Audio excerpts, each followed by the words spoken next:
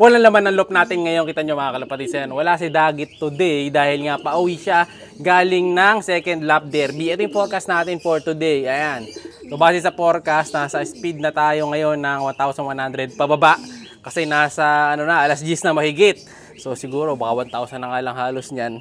So kailangan magabang na tayo sa taas pauwi. So malungkot na si Kobe dahil nga wala pa yung asawa niya. So hindi ako nag-abang ng masyadong mataas na speed. Hindi tayo nag-start sa 1-2 kasi kabisado na natin yung speed na ni 04 saka ni Dagit na ang speed nila mabagal lang, nasa 1,000 pababa. So tama-tama lang to. Medyo mainit ang panahon natin ngayon. Ayan, oh. Mainit pero medyo may kaulapan. Sana maging maganda ang pauwi ng dalawa natin panlaban. Ayan. So abang na tayo mga kalapatids. And then good luck sa may mga pauwi din today. Hopefully makauwi din na maayos sa mga warriors nyo kasi kasama nga natin yung Manila at buong Pampanga sa laban na to. So tago din, malayo na.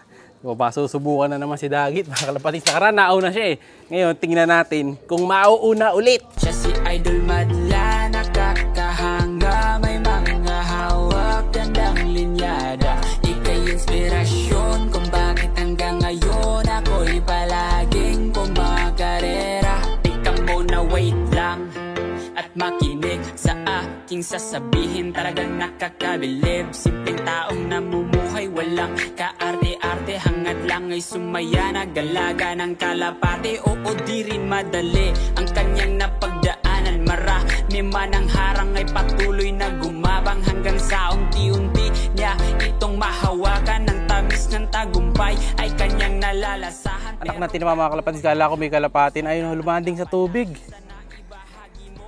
Bumaba. Ayun, umalis Ayun na, remekta sa ilog. Ayun, nagdire-diretso. Dumapo sa bahay. Ayun, ayan, babalik yata.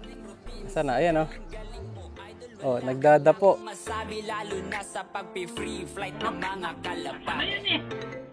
Siya'y kalapatistang napakagaling na kinakilala. Nang tinapa, kumakain kami mga kalapatids, biglang dumating si 04. Pasok na boy, pasok. Sige, pasok. Pasok. Tumitibog kami dito Sige, pasok. Pasok boy, pasok. Sige, pasok. Pasok na boy. Uy, pasok na. Pasok. Yun. One down. Ayun, nakatutok yung camera, hindi nakunan. Tumitibog kami din. Anak na tinapa. Biglang dumating, may umiikot dito, siya na pala yun. Ito, baba muna kami. Kalak natin yung isang ibon. So, di natin nakita kaagad dahil kumakain tayo. Maaga-aga ibon natin ngayon. Nakaraan, mabagal Tingnan natin.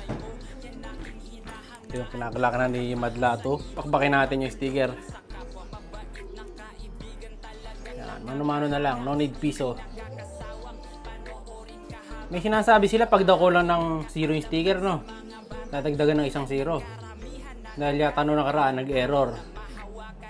Pero tayo, wala nang problema. Safe tayo nakaraan. Tututukan lang. Ayaw. May dumi pa. 90, 791, 989. 9. Ano natin kung papasok. Pag mali, pwede na maulitin. Ayun, meron na. So, pan race to, OB, 5 laps, 862 speed natin. 862, okay pa. Mabilis speed niya ngayon kaysa nakaraan. Naunahan niya ngayon si Dagit. No? So, medyo delikado si Dagit kasi nga, naunahan siya ngayon nitong ating second dropper no first lap. Ngayon, first dropper na siya. So, papainumin na natin to ng electrolytes. I-recover na kagad natin para makabawi. Yan, naginula tayo ni 04. Maagang dumating. So, ligtas na siya ngayon sa second lap. Tago din na medyo makulimlim. Ngayon, hintayin na natin si Dagit kung nasa na. Kaya minsan, maganda pa yung chill-chill ka lang nag-aabang no? Kasi yung pag talagang inaabangan mo, lalo di mo uwi Ngayon, hindi natin masyadong inabangan. Pamirienda lang tayo. Ayan, kain muna tayo mga kalapatids. Meron pa tayo dito ito, may ipit pa ng pizza. So, dumating yung ibon natin sa di naasahang pagkakataon. So, 800 plus ang speed, okay lang yan. Takbong pogi lang sila, lipad pogi lang. Sana magtuloy-tuloy. Ningil ako sa pag-akyat. So Dagit na lang hinihintay natin ngayon. Sana dumating na. Dahil ang cut-off naman natin is 11:45, meron pa siyang 1 hour para umabot Tingnan natin kung aabot siya ngayon, malalaman natin. Uuwi pa ba si Dagit o uuwi pa?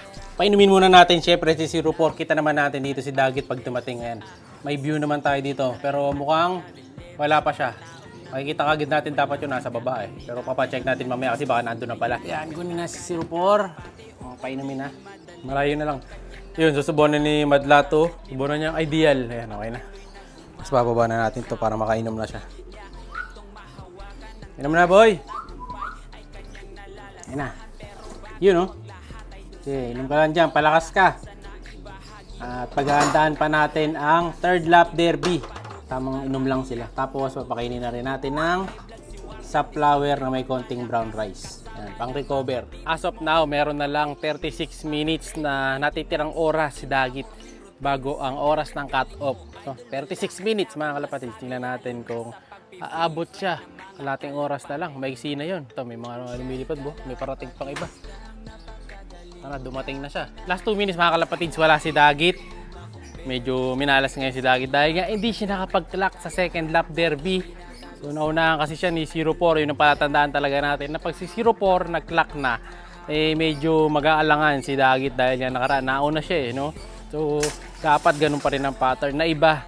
No? So may nangyari siguro kay Dagit, baka tumukod na huli or baka di na niya talaga kinaya yung lap na yun. Pero check ko dito sa loob kasi mamaya nandito sa loob Ito, pasok tayo sa loob. Check natin. Ayan, hanapin natin. Baka nandito lang pala. Baka mamaya kasi nasa loob na di natin nakita. May nangyari na kasi sa atin dati na gano'n. Saka sa iba nangyayari yun na minsan nasa loob na pala ibon, di alam. Ayan, wala mga kalapatid. So, si Kobe lang nandito sa loob. Wala ang kaparis niya. Ang nangyari, naabandon na. Bigla ang mga itlog na. So, yung itlog na peki na to. Mga kalapatid, peki egg lang na. Yan yung nakaraan, yung medyo nagimulmul. Ayan, So, ganun talaga mga kalapatid, hindi para kay Dagit ang karera ngayon dahil hindi siya pinalad. So boy, ikaw mag-ready ka na dahil malapit na yung training. Sa KFC daw ang training sa July 17 yata. So tayo-train na ulit natin si Kobe para mailaban natin sa pooling. Titingnan natin kung may ibubuga pa siya sa huling season. Tatapusin lang niya yung taon na to tapos magre-retire na to. Magre-retire siya na merong 6 na panalo sa pooling kasama yung mga side bet. So total nun 6 sa kanyang pedigree. Ayan, hindi sinuwerte yung kanyang asawang si Dagit. Pero abangan pa rin natin mamaya kasi baka umuwi pa rin. Ngayon, habang patuloy natin siyang inihintay, papakawalan ko muna yung mga tinape ko kahapon. Kasi kahapon nag-tape tayo Hindi man nakauwi si Dagit ngayon mga kalapatid. Siyempre maraming salamat pa rin sa kanya dahil ilang buwan natin siya nakasama dito sa vlog natin. So ilang araw nyo rin, ilang linggo nyo rin siyang sinuportahan na makauwi nga siya sa derby. Pero ngayon hindi siya pinalad. Ayan, thank you Dagit, saludo kami sa iyo kasi nga umabot ka pa rin ng derby.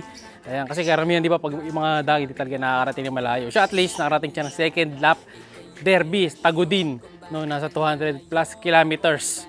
So sana kung if-ever man makauwi na siya doon sa tunay niyang amo ngayon. Di natin alam, baka doon pala siya umuwi sa tunay na niyang amo ngayong pauwian na to, which is mas maganda kung ganun nga ang nangyari. If ever na makauwi man, i-update ko kayo, bablog kagad natin yun syempre. So muli, salamat sa pagsuporta kay Dagit at sa mga warriors natin. So next week ulit, sasayin natin si 04. Abang-abangan natin, baka dumating pa Siya'y kalapatistang napakagaling na kinakilala.